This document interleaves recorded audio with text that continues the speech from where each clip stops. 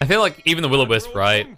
It's still incredibly strong. There's always the argument for things like Juggernaut, but the argument is always, okay, you can spin as Juggernaut, but then you're spending the whole spin getting rid of the Ignis, and I mean, you just Yeah, gave him value in that.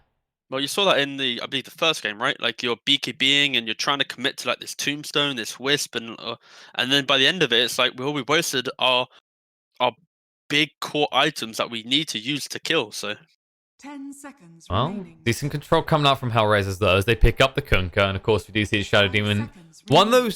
those, it's been described to me as maybe kind of one of those stealth picks that will be overlooked for a while because of how good it is for stacking, maybe, the Shadow Demon. yeah, potentially. Again, it's one of the best supports to be able to get those stacks off. So 178 could utilize this, but HellRaisers right now, they've reacted in terms of Shadow Demon pick is to counter the Kunkka, get a save for that X combo, and then HellRaisers is like, okay, we need to 10 seconds just remaining. ensure that we have a good last pick. We need to really utilize this. And 5 right now for seconds HellRaisers, remaining. they have the ability for the Night Stalker to be their off lane for their carry. They got the option for their Kunkka to be the off lane or mid, and Lina as well. It could be their mid lane. Oh, So, and this is where 178 they pick the Shadow Fiend because again, the Lina, if the right rotations come in, they can kill the Lina, but they're put in an awkward spot simply because of the flexibility from HellRaiser's draft right now. correct if I'm wrong. Isn't this not the second time in this series we've seen this exact thing? But it's in the other foot now, right? The Shadow Fiend to counter out the Lina. 5 seconds remaining. It's just one of those matchups where they both do the same thing. They both push out the wave, and if they get in the right position, they can get the enemy mid into like that kind of kill threshold. So it's just a nice pick. It's just picking a generic hero, right? And in this situation, it's a nice generic pick. True. And at the same time, you know, the beautiful thing about Lina when you saw the Shadow Demon come out is like you mentioned, that's a save against the X. But for Lina, the way you view it is the same way if someone has to pick up a Yules defensively against a Lina or a Jakira. It's like, that's a free stun. That's a setup for me right there. Thank you very much. So it's something that you can punish. And maybe that's one thing to look at here is like Shadow Fiend, we probably expect him to win on the lane. But the question is then how these cores meet up after the lane. And it definitely feels like HellRaisers look stronger in that regard with the Night Stalker, with the Kunkka and the Lina together. They do, but they are very much reliant on this Night Stalker. If he has a good game, then it's very easy for him to kind of lead the charge. If Night Stalker's not having a game, then HellRaisers, they do lack that kind of front line. Sure, they got this Ogre is a little bit tanky, but he's not really going to do much. The team fight from 178, though, you have this big Will-O-Wisp from Cuddle, a Stampede to either initiate or get out if the fight's bad. You got saves from Shadow Demon. And then Shadow Fiend, you've seen him quite a lot in the 2 games we've seen him so far. He's gone for a big right click, the aura, like he's just going to be a lot of damage. So if 178 right now, they just pick a very safe carry. So maybe like a Gyro or anyone who can punish a kind of a looser draft that HellRaisers have right now, then 178 are in a good position to not actually be at a disadvantage in their draft, which they had in the first game. Exactly, because in that game, the difference was that the Shadow Fiend came after a Timbersaw pick, right? Wait, no, sorry, Lina, and then there was Timber, and then Lina was the solution. But at that point, they'd already picked Timber in a bad game. So that was the big difference that game around compared to this one. Exactly that, yeah. It was a very clunky draft from them.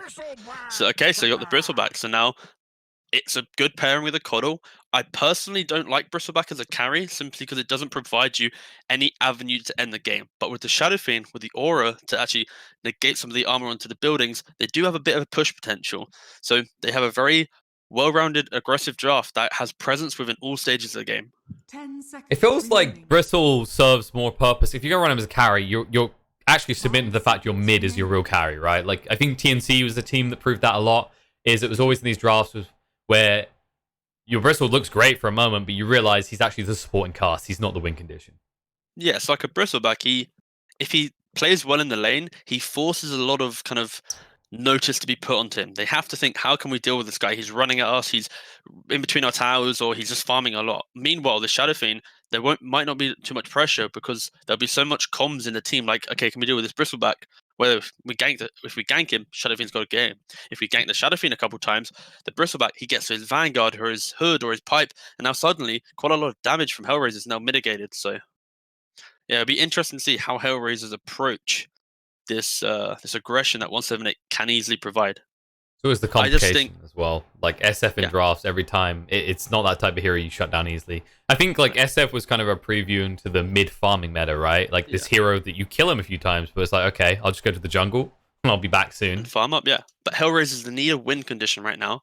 They've only got a second left to pick, but they need. Oh, phew, Now okay. select your heroes. I said win condition. This is not really a win condition. This is just a brawl, but Hey, we wouldn't have a series end any other way in CIS Dota. this is spooky. This for sure is very spooky. So they're gonna have a Night Stalker carry, maybe the Kunkka off lane. Okay. Like right now, if you're HellRaisers and you look at this 178 draft, 178, they can take it later. But HellRaisers, they're gonna have potentially, if the lanes go well, they're gonna have a good mid game. But the fear is simply if this Night Stalker doesn't have a good game, they don't have anyone who wants to really stand in front. Kunkka wants to X, bow, and maybe be a little bit annoying, but in terms of starting a fight, you need someone else to be in 10 front of you. seconds So remaining. I think if 178 apply the right pressure, then this is going to look 5 scary for seconds HellRaisers, remaining. No. or could look scary. Well, it's definitely the case because, like, you look at HellRaisers draft, and usually when we see a team put themselves on the clock, it's off the back of some sort of push power, right? Like a Leshrac or a Dragon Knight. Something that is actually going to allow you to finish quickly. I look at HellRaisers lineup, I'm like, okay, yeah, Night Stalker maybe, but who else in this lineup wants to hit buildings? It is a little bit scary. While J178, No one. They both lack tower damage, but Yes. luckily for 178, they have the Shadow Fiend, so they have an answer at least. I guess maybe the answer for HellRaisers is, this Ogre Magi, he will buff us up so we can kind of pummel through towers, right? That is one variable to consider, is the Bloodlust does give significant attack speed gains.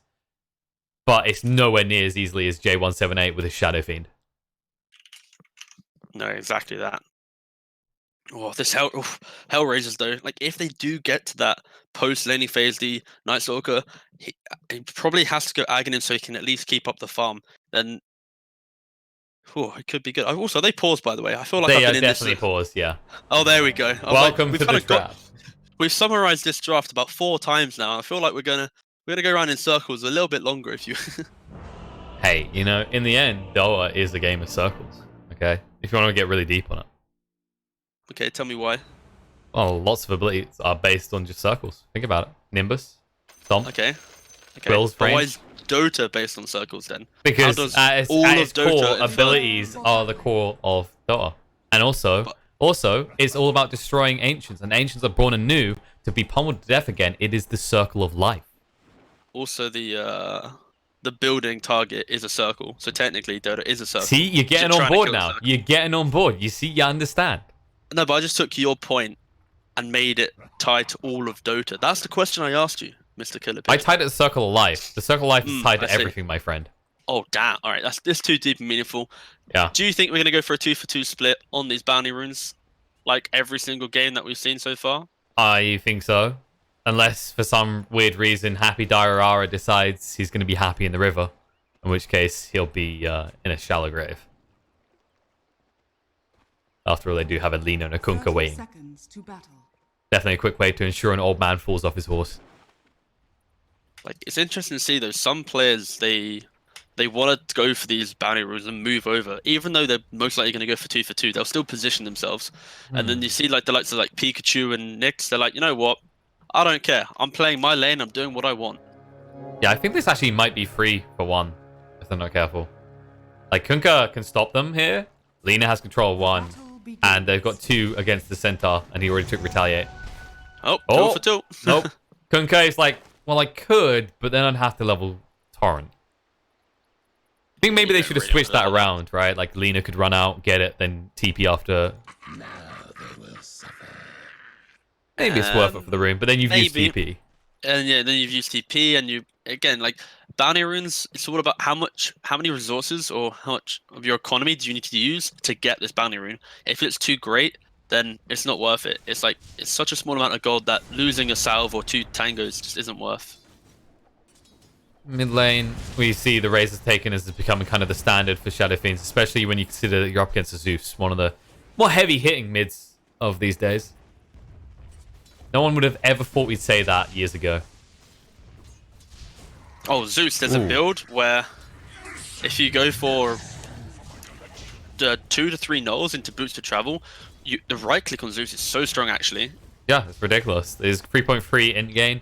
By the way, SF did get the... Oh, wow. Okay, that's going to be 2 denied to the Zeus. That's 2 denies on the range. Yeah. He has 70 damage. Like, this guy will out CS the Shadow Fiend in the early stages of the game. And it's why some pros, they do opt to go for the Zeus v Shadow Fiend matchup. But the problem here, T, is he's not. He's actually losing right now on the Zeus. Like, those are 2 range creep denies up to this point already. That's not a nice start. Oh, I'm not gonna lie. I totally heard you say Zeus done that. Okay, Oh, Zeus should be getting these denies. That's the fact scary he's not part, getting- yeah. Okay, this is a yikes from me. Woo. Oh, he didn't get... Okay, Pikachu fluffed up. He'll be back If you got even in a sec. Yeah, if you got another one, then cool we. There we go. Nyx is getting on the board. Let's focus on the other lanes for a second, see how things are going, because in the top, there's a bit of aggression. Miposhka almost going down. 6 stacks. If only it continued to accelerate past the multiplier at 5. Or if it just wasn't level 1. Level 1 poison is like the most upsetting thing. That's true. Especially if it's an Ogre Magi you're using it on. Yeah, it's just gonna tickle him. And not a good tickle either. Yeah, what do you expect? It is 2 heroes. Oh no, now we're going into lore.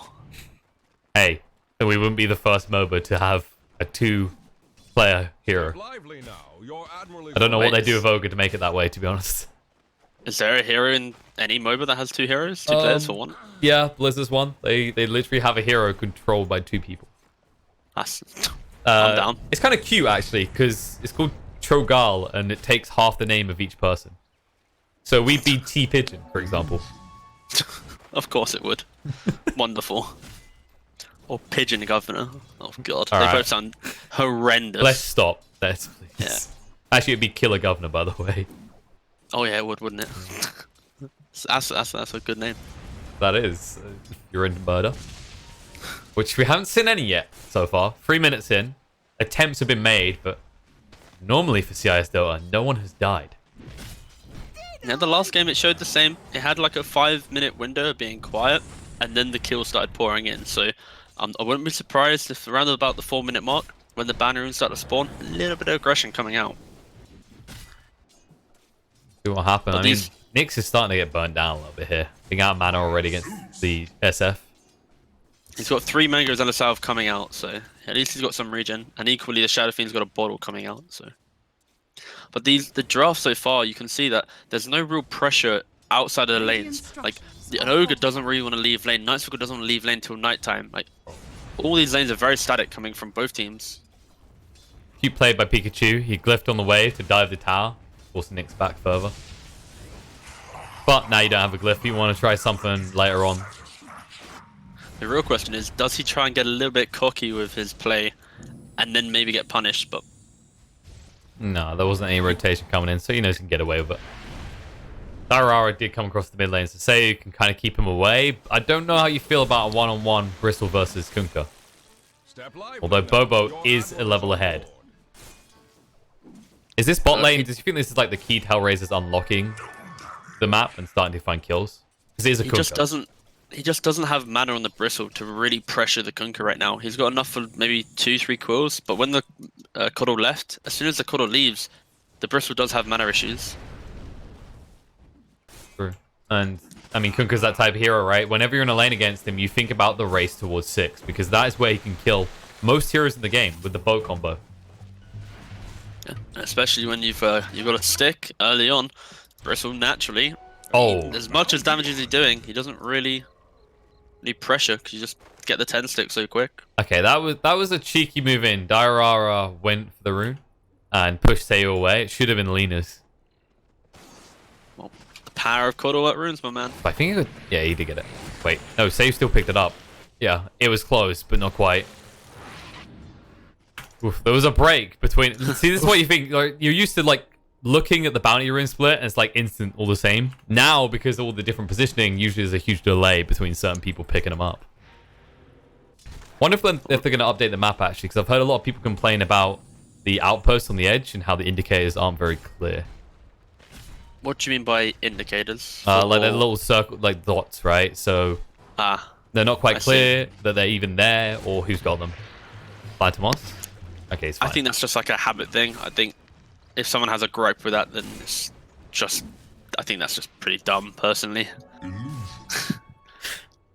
I'm gonna just be blunt here, mate. I think blunt's a powerful tool. Radiant's bottom Alright. tower is I mean, under like, attack. Like it, I was like, I'll- maybe, because it's kind of looking like it's getting ready to no-clip out the map at that stage. but when it goes green and red, you see a large amount of vision. So the Yeah. vision itself is the indicator. So I guess maybe they were talking. Maybe they're talking about neutral points when it's not been capped yet. I'm maybe, trying and to that- I can understand see, their point. I know that's fair enough. I can see that, but I'm just gonna be blunt and then hope that I'm maybe right and or wrong. Pikachu in the mid lane, by the way, he's starting to build a He's noticeable gonna have lead. to run back though. Yes, but this is catch-up time for Nyx. He has dumpstered this Shadow Fiend, 43 to 19. Like this. You mean he's The been start- dumpstered by the Shadow Fiend? Yeah. Sorry. That's the one. Like, there we go. Like this Zeus, it has. I've seen it in pro level pubs that the Zeus, at the start of the lane, he should demolish due to the damage discrepancy. The fact that you have this lightning bolt, you have 70 damage, and the opponent only has like 45, 50. The fact that he got out denied, out pressured, and the Zeus, the Shadow Fiend got those early levels. Oh, first blood drawn. They rotate down. They found the Lina here. Finally, we get some action. It only took 7 minutes. And unexpected, actually, for it to be on this lane. But a kill nonetheless. True. Meanwhile, Elmo left alone in the top lane. Petishar getting extremely low. He's diving here. Stick's not available. Thunder God's Wrath. Elmo has to abort, though. He doesn't have the mana to finish. He goes in anyway with the salve charging up. The stomp comes out. Hesitation may have cost him the kill. Unfortunately, trying to get his Zeus to kill, but again, a stick and just a little bit of tankiness. Smoke. And the regen coming from the Ring of Health keeps him alive. Okay, Bignum's happy with himself. Even if he dies right now, he broke the smoke and the rotation won't be successful. Instead, though, there might even be a turnaround. Pikachu in position to hit up Seiyu. They can't get the follow-up raises, though. There'll be a move away. Poison. Backing up. He needs 2 more if he wants to kill Seiyu, though. And Poshka, however, is getting low. They need to blind light him back, but the old man isn't quick enough. Radiant's bottom tower is under attack. But in the end, who's the real winner? Zeus. He needed that little bit of space. SF didn't get any kills. Gave Nyx a little bit of time on the lane without being pressured instantly. Yeah, this Shadow Fiend's having an insanely good game right now. It is scary as well. We've seen what this hero can do. It's always been regarded as one of those heroes that you kind of feel this need to shut down. Otherwise, he gets out of control. All right, Poor old old man. Cottle just... he just looks out of the lane for 1 second and instantly bows. Like, you stay in your lane, boy. Under the tower. But Don't Shadow come Fiend, back. though, in top. Radiant's courier has been That's a big one if they can get it.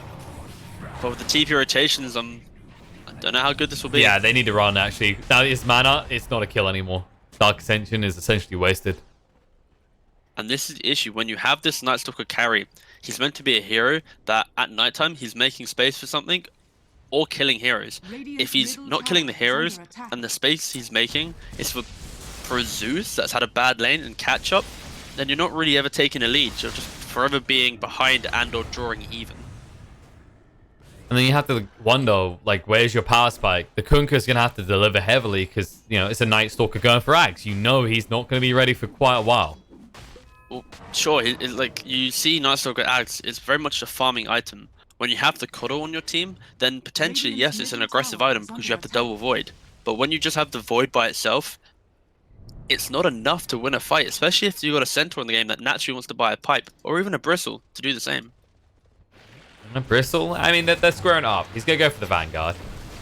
Come around the other arm, the other lane will probably get his hands on the hood into Pipe.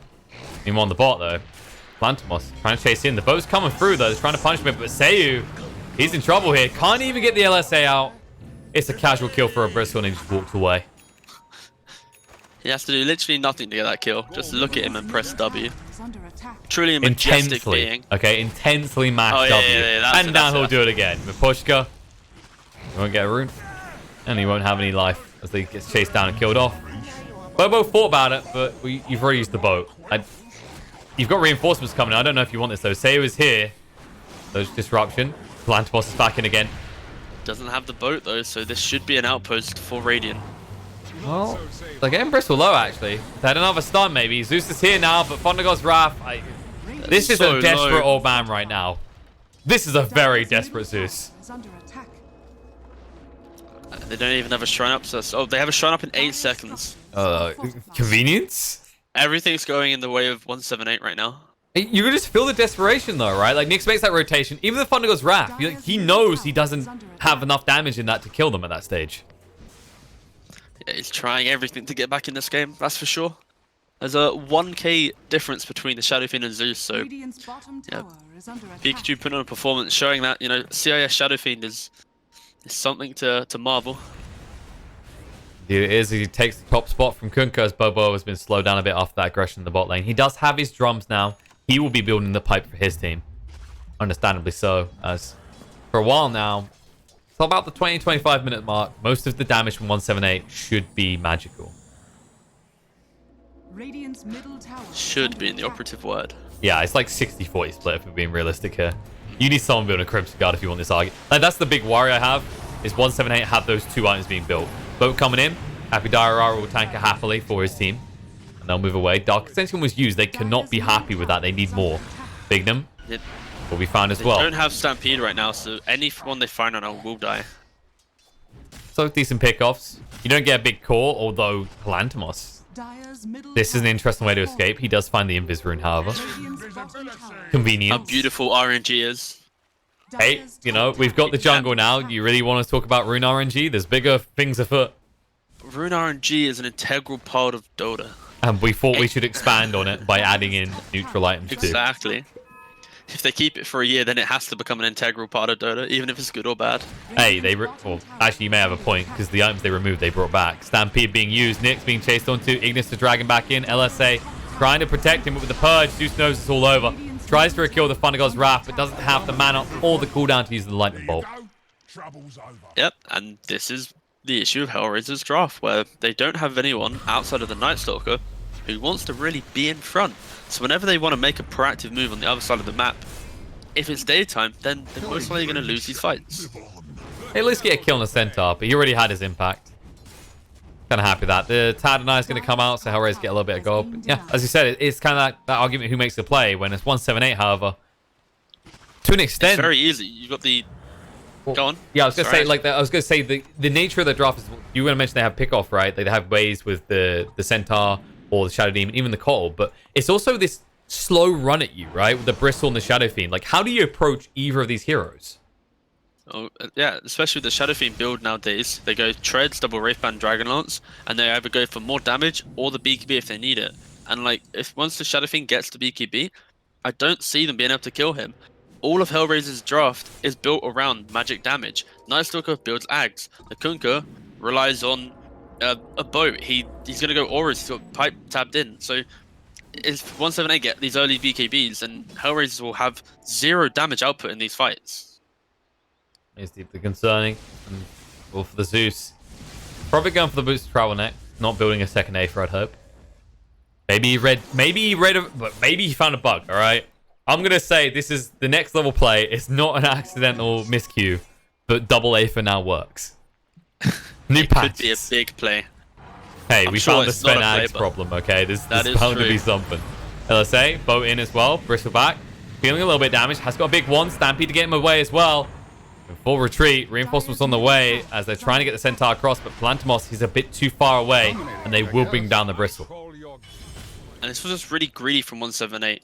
Sure, they might even potentially catch Kodo as well, but the Shadow Fiend was showing bottom, and the Shadow Fiend's just jungling, so they're playing up at tier 2s, knowing that they're only ever going to be a 3v5 in this engagement, so... Just in time for an outpost to be captured, and is this going to be in time? Nope, it's too late from Bignum. So, the big bounty going the way of Dire from the XP. Yeah, double XP going towards HellRaisers. And look at this. They'll find Pedishara as well. HellRaisers looking on the up. Yeah, and during nighttime, when your Night Stalker can join the fights, you do have the damage to kill people. It's when 178 again get those BKBs, they can fight in nighttime as long as they're together. If they're split, then they will be picked off. There's a reason in my pub games I chant nighttime fight time, and I think that's what Elmo's doing for his team right now, is they just keep balling. And this is just the beginning of the night cycle. They don't have Dark Ascension for 60 seconds, so I would be inclined to say just sit back, farm that crucial item under the cover of night, and then use your next ascension to then really force your very marginal power spike. I say marginal just because 178 do have the items slowly being built to deal with. Pikachu, Requiem, stun out in return. The Torrent should cover the escape and save, and they just use the Requiem for nothing. They're going to try and find someone out, but the LSA is available once more. They TP to the shrine, and Palantimos needs to respect this. He was just proven wrong on his ability to be tanky. Maybe proven wrong again. There's going to be an X. Torrent. Ignis goes down. They're forcing big ultimates out of J178 at little cost to themselves. But HellRaisers are the team that have the complete low cooldown draft. Like, sure, they didn't use Dark Ascension. They have all their spells up, but Coddle used Will-O-Wisp. The center wasn't even there. So I think 178, they're being a little bit impatient with how they want to approach these fights. And that's what I'm saying, though, right? They start with the Requiem, then the Ignis. They're just being... It almost feels awkward is the right word to use here. They're being very awkward about approaches. Exactly. And now, look at this. Torrent into the X. They found the means for escape. The man who held his ultimate through it all, but the disruption will save him. Palantimos arrives as well. Quick check. Is there a spade? This is the first game today that we do not have a trusty shovel in the game.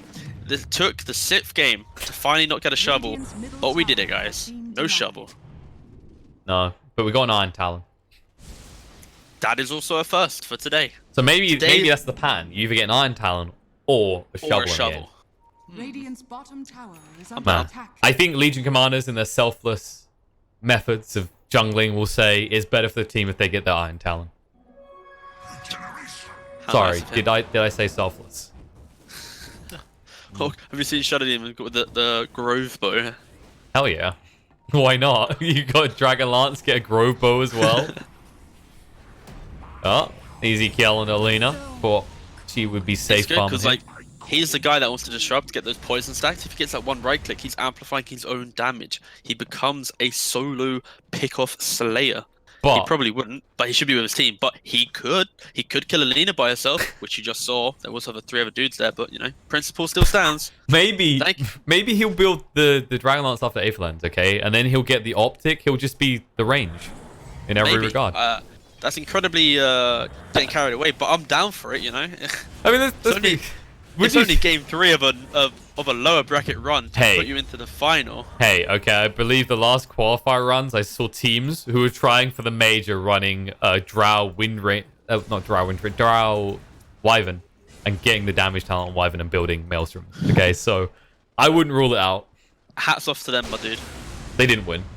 The power of Zeus, by the way, when you go to smoke. Sure, it's an indicator that you are smoking, but when Zeus does it so many times, you lose track of when they're smoking or not. So right now, they've been a little bit greedy staying here and giving up the high ground. Ooh, they got the BKB time though. Perfectly timed the Requiem with the purchase well, slowing him down. Night Stalker scared away, and they break the trees to make sure he can't escape. He did commit the Dark Ascension. He cannot afford to go down like this. Stampede. Get them in, chasing in. Lina gets called out, brought down quickly. The boat coming through. Pikachu, he's tanky enough, it doesn't matter anymore. They will keep Seru alive though. Disruption out, trying to protect Pikachu. Elmo doing a lot of damage to that Axe, but has to run now. Dark Ascension's running out soon. Heavy probing from both sides. No casualties of war. Some big cooldowns are in place now though. Requiem, Ignis on one side. Dark Ascension on the other. This Centaur just unfortunately provided nothing in this fight. His initial blink onto Night Stalker, he was clipped by the silence. The silence also lingers when it ends, so he wasn't able to get a stomp off. And then after that, he then went for another stun onto the Lina, but then the Night Stalker used his Void. Oh. And with the AoE, cancelled that as well. Beautifully done. Lina secures them the XP. As 178 could not get the bottom outpost quick enough. And in the meantime, SF, he does get picked off though. And the X is going to drag back the Cole to join his core in the grave. This is good from HellRaisers. Really, the Night Stalker nearly dying, and then from that, turning that during daytime into a Shadow Fiend pickoff and potentially a top tower. These are the type of moves that can give you enough map control to apply the correct pressure. Definitely so. Nice little play by Lina to keep control of that bot outpost. You can see the distraction, the kind of element to this extra objective on the map by the fact that they brought 2 cores down here, failed to capture it, and that instantly gets punished elsewhere, as you said with the SF. HellRaisers just understanding the map movements and how they can stretch their heroes out a little bit better. And that's worrying because 178, I believe we did mention that there's a feeling that you need to make plays before this Zeus gets his Ags and actually starts to make this pickoff so much easier for them. Yeah, it's there's a window where like the BKB reveal for Pikachu as they go on the mid again, potentially. Not hard. You won't have to BKB. Yeah, not hard. It's the fact that 178's BKB reveal was a reaction to a dire move. Stampede, say you. He'll be moving on to the sideline as he gets killed and dead for 45. Bignum. First out the disruption, but Poshka is there tapping onto him. We'll throw out the purge as well, but Bignum's definitely dead. He gone. He gets to take a little bit of rest time as well. Like, tap me out, coach. And Nick's I love how after every fight, it's just instantly you just hear that that outpost sound. Yeah, you know where their priorities are, right? It's very clear. Yeah. We like XP, please. I mean, you have a Zeus with an XP talent for a start. I think the main thing from it, the takeaway of outpost, is it's the amount of vision it gives in a corner of the map that is somewhat critical, because if you don't take away the vision, then they can TP there, right? So it's just a natural process that you have to go through. You have to ensure you capture it. It's a replacement for your tier 1 towers when you're 30 minutes in the game and they should all be dead. Excellent to Pikachu. So they desperately want to probe these BKBs, but you need something, a bigger teaser. You need that Ags complete so you can bait out the BKBs from this SF. But the itemization from 178 right now, you've got the Shadow Fiend, obviously with Aura, BKB going Satanic now. The Bristle trying to go for an AC. They're trying to enable this Shadow Fiend so that he can eat through these very squishy lineup of HellRaisers. Dark Ascension. They find the Cole. No chance to use his ultimate. The disruption shouldn't buy him enough time to really get a good one off. But the pushback just in time. The Requiem follow up. The might. He finally goes down, but he drags them in. Miposhka tries to back away. The boat coming through is going to be a hard whiff. And Bristleback ready to chase on through for more. Miposhka. He does create a lot of space to get his Night Stalker out, though. So much effort just to kill off a support on both sides. Kind of been the story of the game in most cases. Elmo just about gets out. Also, Kunkka is going for an Axe this game, so the pure anarchy that HellRaisers have in these fights is going to just amplify heavily. It's going to be a Nimbus, there's going to be a Night Stalker running around, Torrents everywhere. Expect the Torrent AoE at 20 as well. Everyone's going to definitely be getting a deep cleansing, not just in the water form, but kind of purified of their health between the Lightning Bolts, the Nimbus, and the Torrent control. I could genuinely see this SF going from 100% HP to 0 without getting BKB off. But I think a key thing to note is this type of draft from HellRaisers. I think in the previous patch, 178 would be actually slightly in the lead. I think this Night Stalker, he's only feeling a bit more presence in the game because he's amplified by these neutral items. He's got an Aquila, he's got the Fangs, he's got the Ironwood Tree. He's got 3 items that all enable him to be a little bit tankier and in the front. And in a previous patch, this would probably be a Bracer, maybe a second Bracer or something like. There'd be another item here, which would mean he'd be further away from his BKB. RNG would dictate that if he had gone double Bracer, he'd have a Van Brace right now. That is true. Pikachu did find a DD, by the way, so that's going to be Aegis secured, and Stampede immediately afterwards. The disruption, they've caught a target. Selena. So you're a little bit too out of position. LSA tries for a kill in a Bignum, but won't be successful. And Miposhka, he knows that outpost, it's time to be theirs, is gone. They at least keep the bottom one. But a nice move from 178. Row straight into outpost. It's what's needed. Instantly gonna get the XP for it. They don't care about bottom because we've said this a lot as well. A 1-for-1 split for outpost keeps the game in check. It's when you're going 2-0 is when the game can get scary. And also, things might get a little bit scary now as Kunkka did just pick up the Axe. Oh, this next fight's gonna be absolutely messy. Hope you're ready for that. Yeah, I love Chaos Factor. You gotta remember, I was enjoying the Phoenix Treant meta. Okay, so I'm ready. That was so good actually. You know, you just an egg and they're like, oh, we can kill it. Ha, baby, we got rooted. We got nothing. It was one of those examples of order through chaos, right? It's like, this is very well organized to hit it off, but this is pure anarchy. Add in a Spectre or something, and all of a sudden, everyone is screaming, what happened on my screen? But the question is, even though it's good for the anarchy factor, with the BKB on the Shadow Fiend, and then the amount of tank on the Centaur and Bristle, if they take a 5v5, does it do enough? That is the real question. We're gonna find out. I think It's a Nimbus question placement is going to be key here. Yeah, Nimbus does play a factor in again. But it's the damage that they put out. If the Shadow Fiend gets in the right position, gets the BKB and right click, with the fact that his Bristle's about to complete an AC as well, like, none of these heroes on HellRaisers have armor items. They've all gone for these damage items to enable the fact that they're mostly magical. So it's crucial this Shadow Fiend can get into a good position. They did just get more damage, by the way. You're talking about neutral items that were buffing up this Night Stalker. Well, they got a Titan Sliver now as well. Oh, excellent. That's exactly what you needed. Kind of all going Night Stalker's way, really, isn't it? This Night Stalker is currently getting carried by the neutral items he's being given. Correct. Dire's bottom tower is under attack. One way to go about drafting. Oh, and a great Fairy Fire as well. Oh. Radiant's top tower is under attack. Now they'll push him for this tier Excellent 1. work, game. I'd probably give that to the Zeus as well. He's got the bottle, backpack back, give him that greater Fairy Fire, a burst of 500 HP, exactly what you need. But 178 don't care. They're gonna pressure them back. Stun on the Pikachu. Panic means it doesn't last long though, and he still has that second life to work with. But you do have Zeus, so they'll give respect to that because it's the type of hero that can burst you from 50% to 0 in the blink of an eye. What he really needs is some more magic amp neutral item. But they can only get one more. What does a Zeus truly need? I don't know if there's anything in tier 3, but tier 4, that's Zeus's time to shine, right? He wants a timeless relic. Mm-hmm. He wants... Ooh. Yeah, just a timeless relic, I think, is the best one. Yeah, that'll be the big one for him. Spell Prism would be the other. If he gets Timeless Relic and Spell Prism, I think we just end the stream here and just... We won't talk about the patch anymore, really.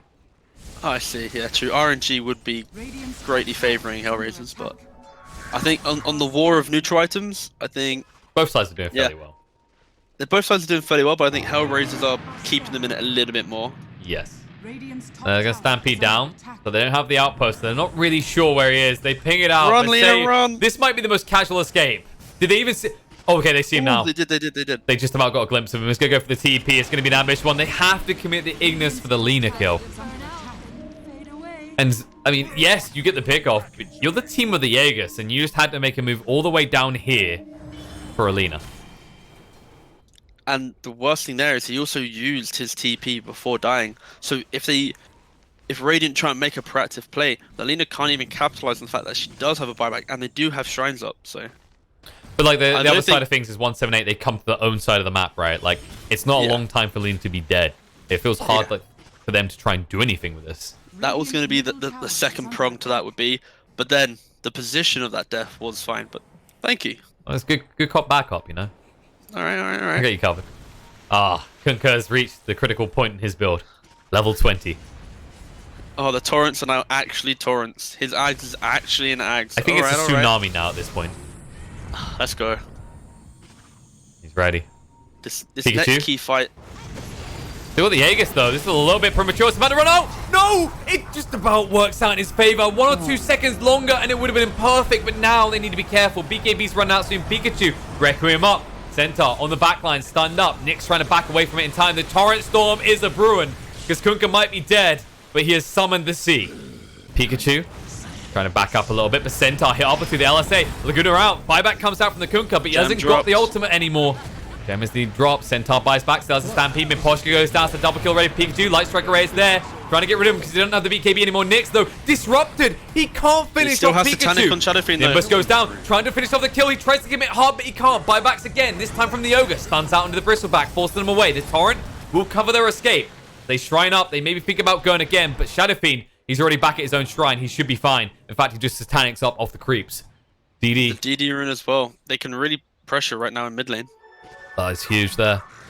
Zeus, he did have buyback, but he saw no point in committing there. It was so close to getting the SF, but you mentioned it earlier. This pipe, it's doing work this game. Double pipe, and especially when you only have Night Stalker that can go in front. Your Kunkka, of course, he's in, but he died quite early on. It's like, how do you properly take a fight. Your Zeus has high damage, your Lina has high damage, but it's so easy for the Centaur to jump onto them because the Night Stalker shows so early, and their damage has to be thrown out early in the fight. It means Centaur, if he just sits back a little bit, with a bit of patience, he's always going to get the correct jump. And it's also the Torrent Storm, right? Like, you bait yourself a little bit in it. It's powerful for sure, but you saw him buy back. It's not like you can go back in straight away. It's just used it again. It's a 70-second cooldown.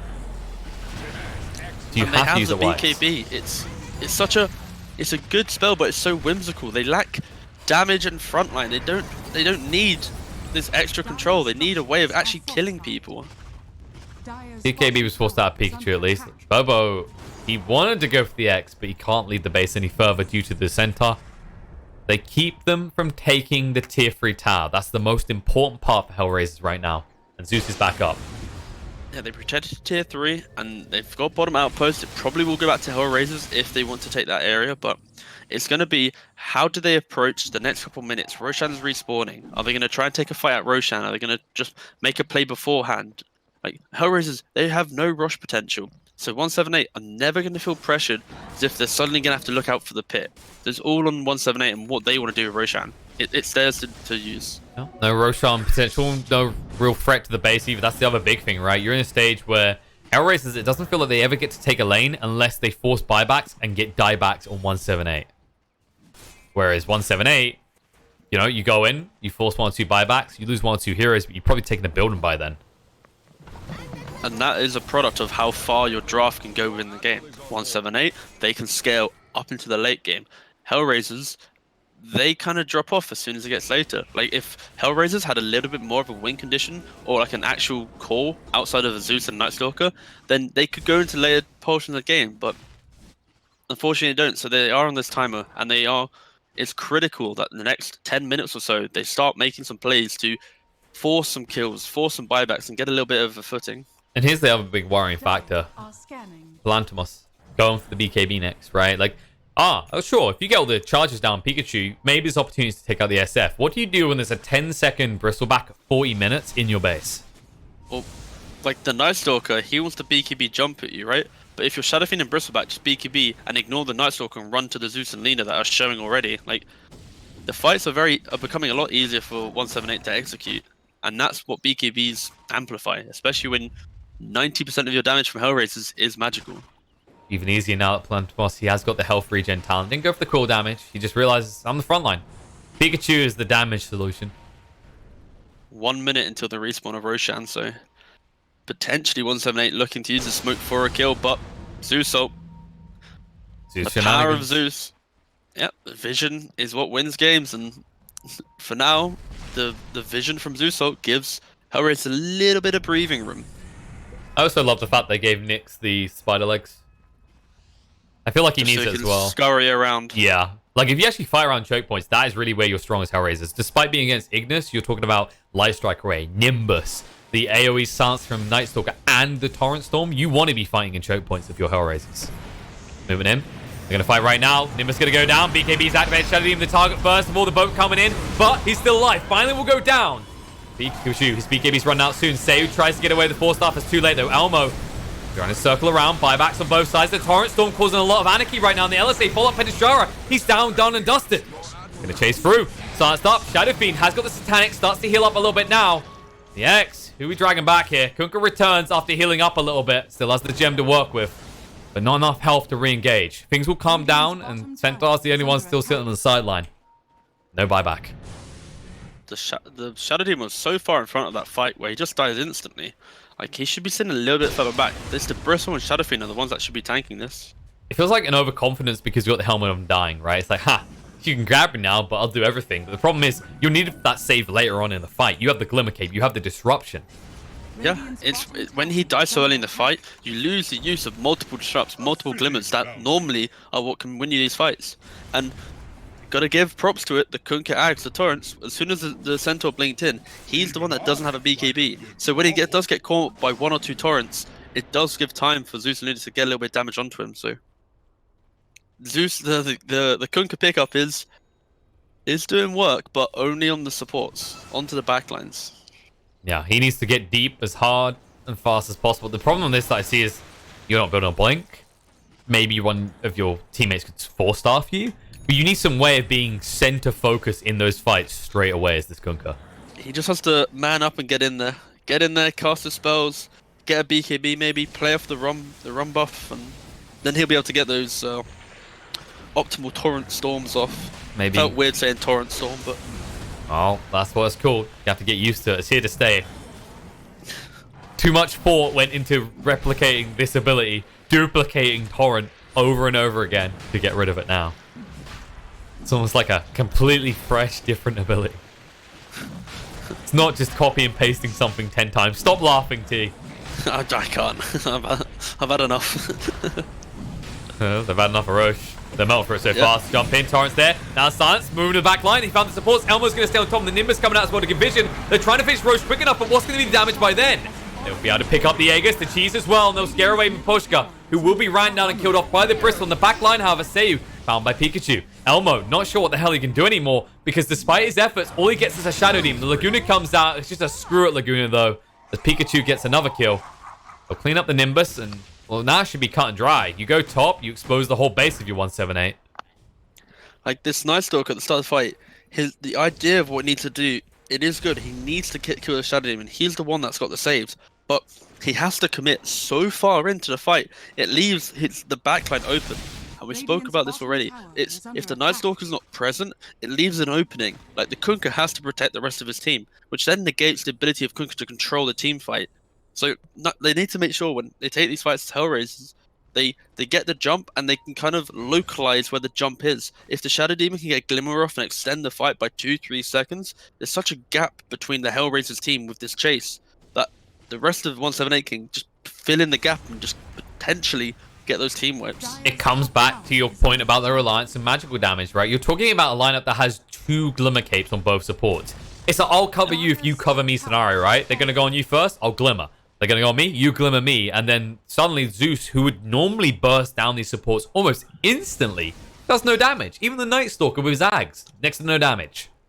And the Kodo, when he gets to his 20, he's now got the 40% magic resist. Like he's a tanky boy. Can't believe we're seeing that and saying that about a 1300 HP hero, but it is indeed true. He is. He is a tanky boy because it's in a magical game. He's now if he had a bracer. Yeah, I am a bit upset by the lack of any stat item, but each to their own. It's a frail old man. It's too heavy for him to carry. That is true. He just needs speed. A smoke. Apparently he just needs Grove Bows. He's trying to. They really value this Grove Bow, by the way. Oh, the Centaur doing the big play again. Every game he does this. Big fan. Oh, the gem dropping. Dropping the gem so you can see the high ground. Yeah, he's been really on point with this. Gotta respect the art. The art of dewarding. He just likes the green cosmetic of the high ground. He just likes the noise it makes when he drops it.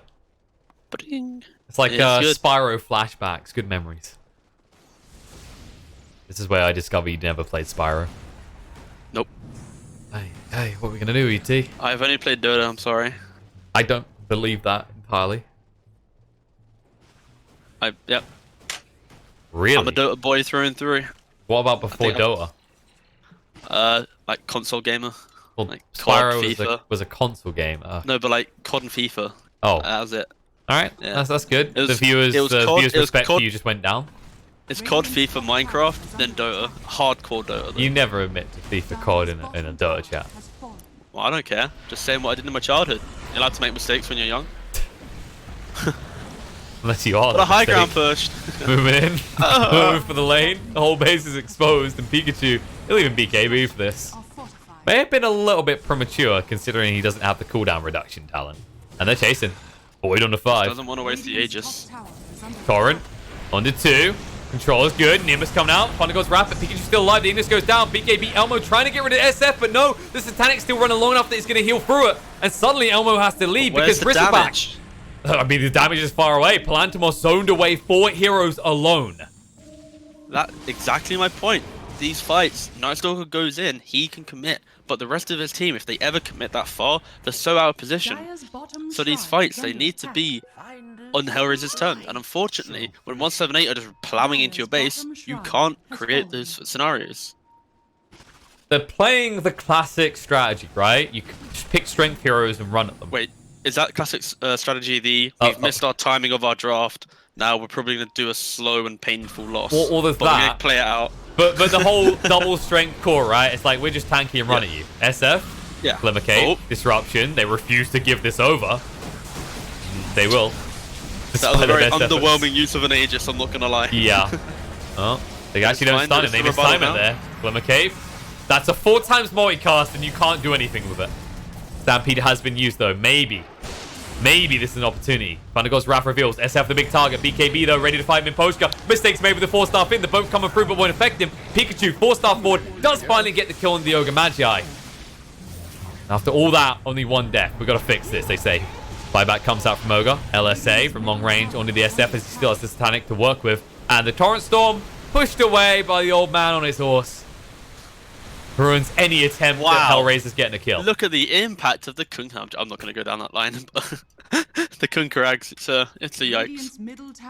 I'm pretty sure at this stage you're just playing It's Raining Men, because the only use you have for this Torrent Storm in this game so far is ironic usage. It's a celebration of them not losing the game yet. It's like, look at the Torrents! Huzzah! We won't ever pick this up again in our games unless we have a more coherent lineup with physical damage and ability to end the game. Maybe. That was a very long cheer. I don't think that would work in a stadium, to be honest with you. My hands were right. Oh, you will be surprised. I mean, I've seen some weird things start in stadiums, but I think that one may be a little bit too long to be coherent. I think if segue to that is the Night Stalker, if he does get that nullify, potentially he can then do some of these solo pickoffs. Is what he's trying to achieve. But again, it's just worried that there's a lack of overall damage. The Lina doesn't have an Aghanims yet. There's no big damage through the BKB. But again, the BKBs, they are wearing down now. Shadow Fiend has a 5-second B. Bristle has a 7-second BKB. Centaur doesn't even have one yet. So maybe finally the coherency of the magical damage will work, is what you're saying. I don't think that. I don't think this is very hard still. Simply because they have the ability to high ground with the Shadow Fiend. If there was any other hero in this draft that had no high ground damage, then yeah, HellRaisers have a chance. But 178, they have a way of going high ground. They have a way to control the fights. They don't have to do anything special. They just need to slowly get up to the high ground, chip with Shadow Fiend. If they jump him, he can Satanic reset, he can BKB, Hurricane Pike out. Like, the way the HellRaisers win this game right now is from 178, maybe overextending, maybe trying to take a fight too many, and then eventually getting a couple of kills. But it's 178's game to lose. It's also the way that they have to perform to lose it, right? Like we mentioned before, HellRaisers, they could take a great fight. At this rate, it'll always be on this side of the map, and after that, you reach their base. Once again, who the hell is going to hit these buildings down fast? Maybe Elmer, for some reason, he didn't have to use Dark Ascension in the initial engagement, but other than that, it's a slow push. Yeah, and that's all you need for 178. It's the slow push is the most punishing of pushes, because it's the one that have the least amount of risk. It's also the starvation of income for your opponents as well. It's a siege. That's how you have to imagine it. They're eventually going to run out of food. Double outpost, right? This should be the point in which double outposts start becoming strong. If you look at the levels right now, everyone on 178 is out leveling. That's the thing. Like, imagine a Zeus if he had access to both those outposts, right? Like, he might be close to 30 by now with that talent. Yeah. But now, ooh, he is 27, but because they have no control in the game, he will probably remain around about 28, 29 by the time the game ends. Yeah, that's what I mean, like, right? Like, you look at the others, he's ahead of everyone because of that XP talent, but because they never have the outpost control now, he's suffering. Is Save going to inevitably die again? This is the thing, you can't even make a play for that outpost on your own because they'll just TP there. It takes 6 seconds to capture the outpost. It takes 6 seconds for the first TP to come to an outpost. The time it takes... The time you see the hero, you will always be able to TP pre-person capturing. Exactly. It's like 2 to 3 seconds before they can get there to capture it, and you're already halfway through a TP. Unless they don't necessarily see you either. Yeah, unless they like instantly blink, take it, or if they smoke. Yeah. No, Invis is true sight. Oh, that's true, yeah. Good reminder of that. Problem, buddy. I just remember that's because I remember the discussion we had about like Invis heroes walking in. It's like they can't even stay Invis because they have to cast on it. Exactly that. which leads to a hilarious bunch of interactions we discussed, like the Shaker yesterday. Okay. Both teams mid, by the way, they have no vision Bobo. in this fight. He has to BKB so early because of the Purge. The LSA is out, but it's the Bristleback again. Nimbus goes down, but the Glimmer Cape as well. That's going to be your Nimbus gone already. You need to get out of here right now. LSA, nice control. Buys a little bit of time. Torrent. Oh, BKB. Gonna actually hold his ground. There's the Torrent Storm coming in. The BKB Look at the from Pikachu, damage. though. Can he actually do enough with this? Looks like he's already dead. Kunga's just down. After all that, pretty underwhelming. Too much damage from this SF. And now, well, you're without a Kunkka. He has buyback, but do you really want to commit it? And if you do, no Torrent Storm for 50 seconds. Elmo, oh, mistiming. He gets away, courtesy of the Titan Sliver. Causing a little bit of mistiming there between the disruption and the stomp. Roshan's back up though. 178 can just go and reset. They're the ones that can do Roshan. HellRaisers can never do it with their lineup. They will only be able to do Roshan if they get a full team wipe. Well, that's another hero down and a gem as well. The double edge does so much damage at this stage in the game. HellRaisers have not item-wise to deal with the physical damage that 178 bring. With the goo, with the aura from Shadow Fiend, you're gonna destroy these squishier heroes from HellRaisers. Like the Night Stalkers finally tried to deal with it with AC, but at 47 minutes, if the AC is your only answer to this type of lineup, you're gonna struggle. It feels like, I mean, I don't want to say this has been done and dusted for a while, but it's kind of, you can see the feeling of that. And it feels like it comes down to this whole idea of all this magic damage, right? Like we mentioned they have no way of taking towers. They can't take these fights because of the magical damage element of it being too high, and they can't take Roche as well. Yeah, exactly that. They've got no, as they push in high ground, they've got no way to push out lanes that cleanly. They've got no way of starting fights. And you're a Zeus. Outside of Night Stalker. What is your choices here? Well, the magic damage isn't working, Sarge, so I'm just going to go ahead and build a one-hit stick with a Dagon. It's the play, maybe. I'm not sure. Oh! Pure damage, See ya, yes, buddy. please. Okay. Finally, This they is bite the- back. Yeah. Now that the Lina got an Aghanims, you have another source of damage that isn't magical. It eats through the pipe. Round of applause for the Lina, identifying the problems in their team's draft. And HellRaisers, well, they actually put 178 in check, at least for 80 more seconds until Bristleback is back up. He doesn't have buyback though right now, so it's 70 seconds. There's no way they're going to be able to contest high ground, but they might be able to get a tier 2 and maybe some deep vision. 178 might be ignorant to D-Ward simply because they're the ones in the driving seat and they want to go play on the other side of the map. Havoc Hammer found in the meantime by Kunkka. I mean, he needs to get deep, so actually having an AoE slow might not be the worst thing for him. But the problem is he has so many items that he wants to have At right this now. stage of the game, these neutral items, they're not useful unless they are critical neutral items that really bring something to a skill set. You He need has. armor, you need damage. He switched out the pipe. Switching out the pipe, it's... Okay. I mean, they're mostly physical now in 178, right? Your big concern is the physical damage. You need control. I understand the horn for like the semi-BKB, but the fact that you're taking away your... Well, actually, the I bigger don't deal right like now this. is the plate mail just being there. Like, I know you need armor, but you could have the The, pipe the, there. the plate mail is critical against the Shadow Fiend, but I just think you need the pipe to deal with... Oh, you're just going to peace out? That That was an interesting use of the horn. Yeah? Not the biggest cooldown. Doesn't affect your 9-second BKB. It doesn't cover your entire TP. That was the main point. If there was a centaur there, That's true. they did have vision, so it's fine. But I think the problem is, like, you when you see that, you have to then quickly click on the opponent to know if it's BKB or Minotaur Horn, right? Like, obviously, they could have just went and done the stun anyway, but maybe they're a little bit paranoid because they know more people in the area. It's the kind of argument of that classic, we can see everything, they can't, right? And we see teams worried about this all the time, like, especially when your Bristleback just got zapped down like he did. There is a threat still. There is an opportunity. And your Bristol still doesn't have buyback. how is he? How 1,000 gold off. 1,000 gold, yeah. A long way off. He is the vulnerability right now. That's something you say What if about this- Bristles.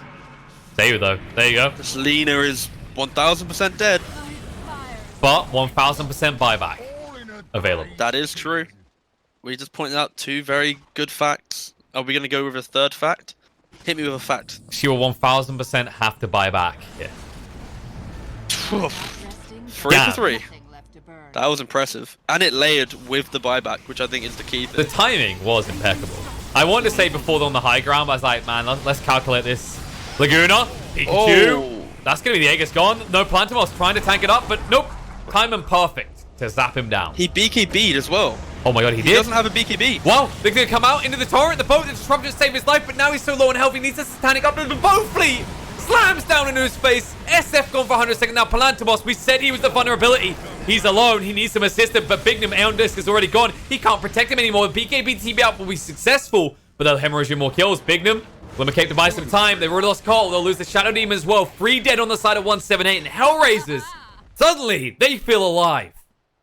178 just didn't respect the Lina Ags.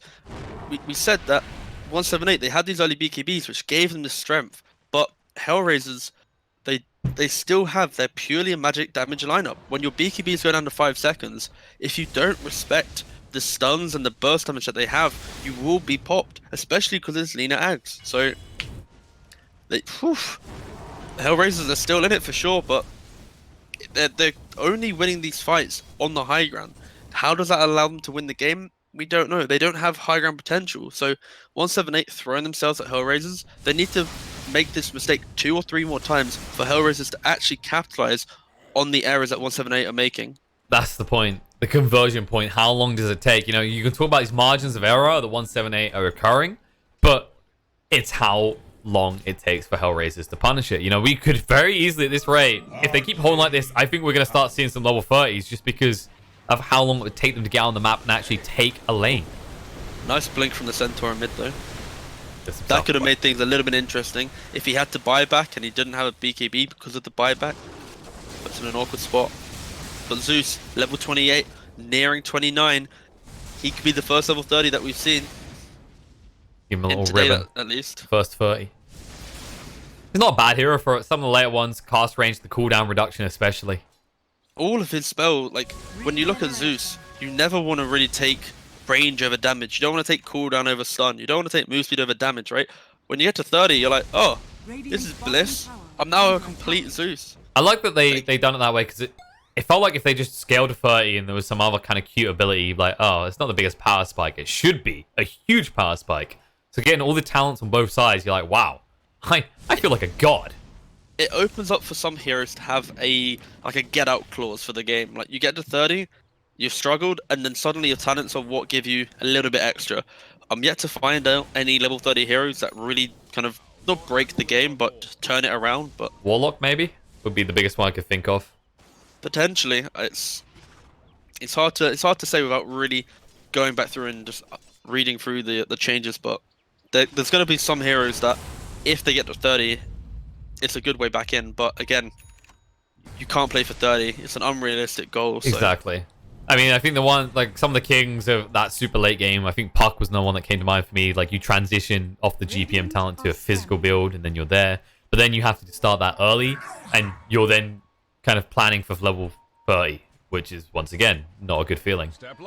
Yeah, I think it's anyone that takes GPM or XP over damage or HP, any of those type of heroes, that when they get to 30, it unlocks all the utility that they opted out of. That's the type of heroes that will benefit. I think Skywrath in high-level pop games I've been seeing quite a bit, and that seems like another one because that huge GPM talent, and then you just go back for everything else afterwards. There are some potential, but as we said, in competitive play, you know, because you don't often get the snowball effect too much from outposts, it doesn't often happen. But maybe Zeus will finally achieve it. Halfway towards 29 now. He does have buyback again, and he will hold it. What else is there really to buy? Not much. But it is level 20. Heroes are hitting level 25 now, which means they could start putting items on couriers. We've not seen this at all in any of our games yet. Potentially having a cheeky meteor hammer on a courier deeper in the jungle, skipping out a wave or two. Are you suggesting HellRaisers could finally take buildings? Maybe so. Don't you, I think you need mana though, so I've heard, I think it's Aeon Disc gives mana to the courier, and then you can build Daegons or Meteor Hammers, and it'll work.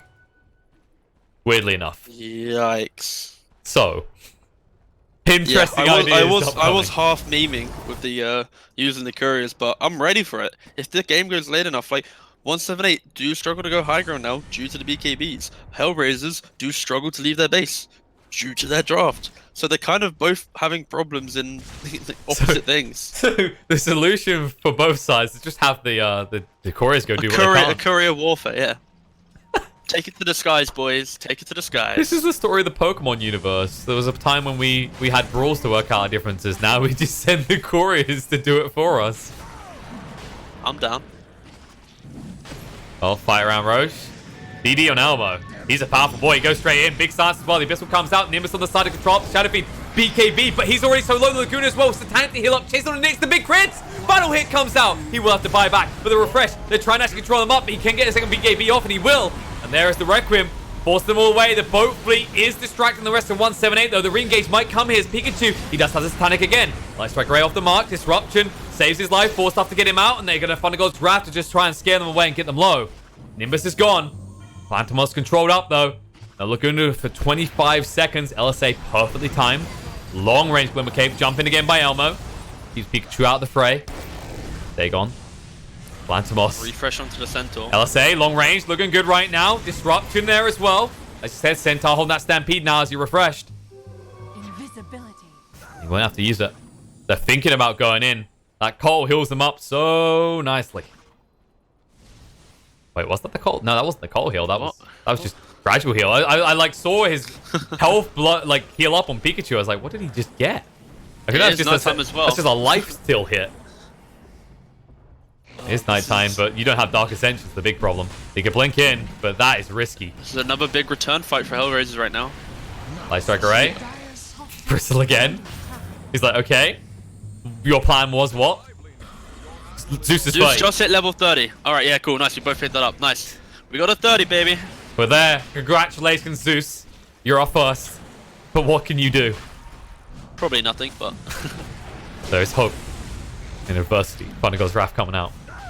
Light Strike Array. They go a little bit too early. Now Laguna as well. They stack the Aegis. Elmo has the second life to work with. The boat fleet is coming in. The bash around to Kunkka, but he's so tanky. The Abyss will turn onto Night Stalker. They need to get out right now. LSA on the side controls up the Shadow Demon. They tried to find the Zeus. That would be the way they could still win. But he gets out. He's a speed demon right now. With the Bloodlust. With the movement speed. HellRaisers are doing as much as they can to keep themselves in this game. The Snatch, the full disengage. The gold lead is back to nothing, but again, I think gold is such a non-factor at this point in the game. It's how they take the fights. HellRaisers initially, they're forced to the Roshan. Roshan is a place that 178 will dominate, and you can see that by the fact Zeus had to buy back. But it's the continued fight. It's the fact that there are no BKBs in the second fight that HellRaisers can come back and dominate. And like this, 178, they're not afraid.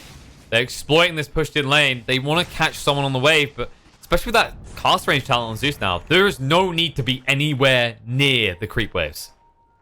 Oh yeah, he can hide. I think right now he just needs some way of surviving from the Shadow Fiend right click. If he had a Ghost Scepter or something, like if he eats the Aghanims, gets a Ghost Scepter, then he's going to be able to actually survive in these fights. Shadow Fiend's going to have to overextend. He's going to have to BKB, waste that, because obviously Ghost Scepter comes out, and he's going to be in an awkward spot. So It's a hard choice to make, especially when you consider his slots, right? Like Aether Lens, you could get rid of it. You can consume the Ags right now, and you free up an entire slot. Yes. So. But then, like, the question is, do you feel it's Ghost Scepter, or do you think it's 4-star, for example? Blink. There are some good options here. He just needs an item to keep himself alive. I think one that can scale as well. Dark Ascension going in, Stampede, but X is down as the Shadow Demon. And on this procs, he gets away with the 4-star, but the Abyss... Oh my god, Elmo! Please! Save it for later. He just goes in, pummels him down. Bobo does get the combos out. The boat coming through maybe a little bit late, but he's live! He stays in it. Bristleback controlled up with the LSA down to half HP. They jump in right now, trying to fight with Pedishara. The stun out. The day gone down. Shadow Fiend, he is gone. He needs to get back into this, but can he? He's so far away. The Nimbus renewed, down again. Bristleback protected for a moment, but on top of him is Elmo at all times. Disruption again for the second time, but they are relentless as they wail away at this Bristle. He'll take away the Aegis, but they will take away his life. SF holding buyback. Elmo is destroying them now. The machine gun mode was activated. We saw it. This is a man of your nightmares. This game is just getting scary and scary for 178. As soon after that top play where they wasted Aegis and just got pretty much, I think, 3 to 4 deaths, HellRaisers have kept in it. They've taken good fights. The Aegis snatches. They're doing everything they can within their very limited draft to keep themselves in this game. And Night Stalker, he went through a phase of he was strong, and then he went kind of weak, and now as soon as he hit that 25 with that attack speed, he can jump on anyone and kill them, And especially the Shadow Fiend. I mean, he's up to 28 as well. Like, another hero to consider for 30. He has very good talents on both sides to transition to a right-click carry. The Shadow Fiend, he opted for a refresher rather than going like a butterfly and continuing his right-click build. It now means Night Stalker, he's so much stronger. He doesn't have to buy an MKB. He doesn't have to buy some like late game combat rapier type thing to eat through the mischance. He can just build normal items. Four staff, they got Bristle out, they caught him. He's gonna go down, And he's facing but them, he he's just pulled back. facing them. BKB.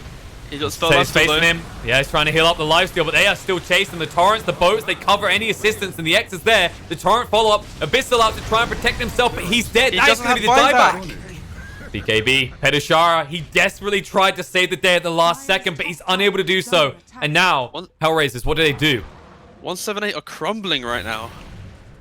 Crumbling doesn't really define it. Melting seems more appropriate with the speed that even the bristleback is disappearing in these engagements. As you Night said, Stalker, getting when caught he gets- looking at him. Whew. When he gets sturdy as well, Night Stalker, then this pressure is going to be through the roof. Attack speed, low cooldown ultimate, there's going to be no stopping for HellRaisers. Like Exactly. they were able to get through the point where 1-7 had the items to deal with HellRaisers, but because of how low cooldown the BKB's got and how early 178 had to buy them, Pikachu, they jump on him. The Abyssal out. He just oh gone. no, he's gone. Buyback straight away, but the damage so much. Centaur can't even tank it. The boats are coming through, but this is looking grim right now with a boat run buff as well. And the speed at which this Night Stalker destroys your buildings. This is an Elmo from your nightmares, not your TV shows. Moving in, Kunkka. Torrent Storm again. It's just space. They say go it's for so the base. messy. Destroy there's everything. Nimbuses, torrents everywhere. Pikachu, the stuns, he can't even get the Requiem out. He's just going to die again. The Satanic to try and heal up, but he's gone. And this is game GG as 178 are out on HellRaisers. Despite an early defeat in the first day, they will be your challengers for VP in the final. Oh, God, blimey. That was... That was a game. That was Dota, baby. I gotta give it to HellRaisers. The entire game we were talking about their lineup. It looked like they'd been kind of outplayed in the early game. They had 178 had the better itemization, the ability to go, but then 178 they seemed to go on like autopilot. They didn't respect HellRaisers, and HellRaisers the entire time they didn't give up. They always were looking for ways back into the game, making sure that they always went 1-for-1 on the outposts. Of course, sometimes they did lose too, but it didn't matter because overall they did try and go even on most. And then the high ground defense, there's so much range on the defense of HellRaisers with the Zeus and the Lena. They don't have to commit anything when 178 go high ground. They can just poke. And when the Shadow Fiend's out of position, getting a little bit cocky with his Aegis, Beaky being as well, just before the Aegis pops, it then means you get a free the double kill on the Shadow Fiend. And it's these plays, the Bristle dying to it as well. These poor plays from 178 gave HellRaisers the avenue back in. And the biggest play was then the Aegis contest. HellRaisers, they have no way of taking Roshan, but the last Roshan, the most critical Roshan, the Night Stalker is able to get into the pit, snatch the Aegis, and it is with that Aegis they can take control of the fights. Night Stalker doesn't have to be too scared about jumping in now. He just goes in freely, and it's that no care initiation that is what HellRaisers needed in their draft. And it took multiple Roshans and 60 minutes for it to occur, but they eventually found it in the Night Stalker get into the ultra late game. I mean, that's the thing. You know, we talked about this idea of how they couldn't do certain things in the draft, but in previous series, we've talked about opponents exploiting the opponents to actually do things for them, right? And that Roche snatch is a perfect example. They realized, actually, you know what? We do have control. We don't have damage for Roche, but if we begin a sequence of control on a low HP Roche, we can snatch it away. And, you know, we were pretty critical of HellRaisers, right? Their draft was messy in terms of the lack of push and maybe physical damage for a long time. But as you said, J178, the reluctance to just hard commit to a finish and at times make clear choices like, for example, that BKB fluff top where he lost the Aegis immediately afterwards. It cost them the game. We said this in the cast. We said it was 178's game to lose. They were in a demanding position. They had a way of going high ground. They had this right-click Shadow Fiend, a way to kill buildings. But it was the lack of either patience or respect of what HellRaisers could provide in the late game that led them to inevitably throwing this game. And again, HellRaisers, props to them, always keeping in it. Elmo as well, he never died in this game. he was the guy that had to go in. He was the guy that like he had to start the fights and get to the backlines. But every time he did get to the backlines, he'd get out. And it was through not dying, he was able to continue scaling, get the levels up, and eventually hitting those levels into the late game is what keeps you in the game. You're right. I'm astonished he didn't die once as a frontline. By the way, can we just appreciate the damage received courtesy of this Zeus on both Pikachu and Palantomos? Good It's a lot of God. damage. Good God. I mean, you expect Bristol to pump those numbers, but you kind of concerned there might be a problem if your Shadow Fiend is achieving that amount of damage received. It is the beauty of having a Satanic. You have so much effective HP that you can tank a lot, but it doesn't matter how much damage you tank, because if you're tanking damage but taking objectives, then it means you're inevitably throwing the game, which unfortunately is what happened to 178 this game. They have much to question here, of course. You know, they don't have much time to do it. I want to say, considering the closed qualifiers begin soon, they are, of course, directly in it. Every team here is directly in there, but this is just all a four of sampling. them, And this is things to think about. The way that this game kind of went, like, props to HellRaisers, amazing combat, good composure. But J178, there were clear opportunities to end this. That's something they're going to have to review. Is it because they're feeling shaky on the new patch, or is that maybe the team dynamics? That's for them to work out. But what we have worked out is a finalist. Virtus Pro versus HellRaisers. I mean, that you know, you've been in Dota a long time, all right? You get the tingles, right? That's like CIS classic organizations, right? Hearing those two names. Yeah, they're throwback names for sure. But again, I see this final as there's a clear underdog, which would be HellRaisers. They started the day off pretty shaky with their draft, but then they slowly started correcting it. We saw VP yesterday. They're the guys who were like controlling the drafts within this region. Like they're the ones that they're saying, okay, we're gonna play the tiny carry. We're picking a Medusa. We don't care. You know, they're playing their own style. Whilst these other teams, the other three teams, they're kind of trading these heroes back and forth. They're like, okay, you can play the Night Stalker this game. I'll get the Shadow Demon. You can play the Venge. I'll get the Doom.